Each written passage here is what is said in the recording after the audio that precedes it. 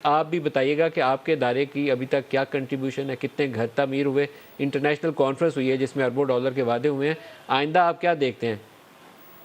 جی بسم اللہ الرحمن الرحیم سر، بہت مہربانی آپ کی دعوت کی. آپ سے ابھی آپ مولانا بشیر فاروقی صاحب سے بات کر رہے تھے، ہمارے پیر و مرشد ہیں اور وہ غیر معمولی کام کر رہے ہیں سیلانی کے پرچم تلے.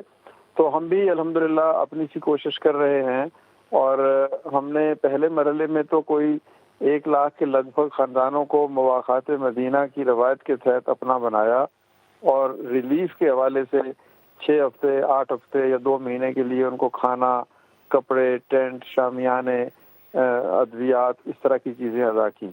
لیکن اصل مرحلہ ندیم بھائی اس سے بات شروع ہوتا ہے کہ ان کو بحال کیسے کیا جائے، واپس گھروں کو کیسے جائیں، اپنی چھت تلے کیسے یہ زندہ رہیں.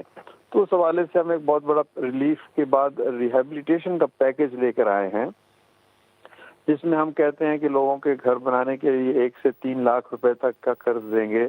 اسی طرح ان کو کاروبار شروع کرنے کے لیے، زراعت کرنے کے لیے، لائف سٹاک کے لیے، یعنی پوری اکنامک ریہیبلیٹیشن کا ایک پورا کمپریہنسو پیکیج ہر فیملی کو دیا جائے، تاکہ وہ بھکاری نہ بنیں، کشکول نہ اٹھائیں، شہروں کی طرف فوج ظفر موج نہ چل پڑے، جرم میں اضافہ نہ ہو.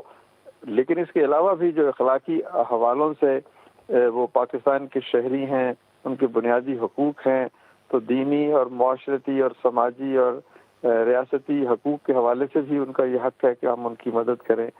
تو اس میں ہم اب تک تقریباً وہ جو میں نے پہلے آپ کو ریلیف کا بتایا، اس کے علاوہ 10,000 خاندانوں کو ہم یہ ریہیبلیٹیشن کا پیکیج بھی پیش کر چکے ہیں. تو یہ سلسلہ جاری ہے. آپ اندازہ نہیں کر سکتے، چند دن پہلے میں ڈیرہ اسماعیل خان تھا تو ایسی یک بستہ سردی تھی کہ انسان کو کوٹ اور اوور کوٹ پہن کے بھی کپ کپی تاری ہوتی تھی. تو اس حالت میں آپ دیکھیں کہ ایک ماں بغیر چھت کے اپنی معصوم بچے کو آغوش میں لے کے کیسے بیٹھے گی. درست ہے. ہم نے گھر بنانے کی کیا کوششیں کی ہیں پچھلے 6 مہینوں میں. آپ کی مہربانی ہے کہ آپ نے اس موضوع کو دوبارہ سے چھیڑا.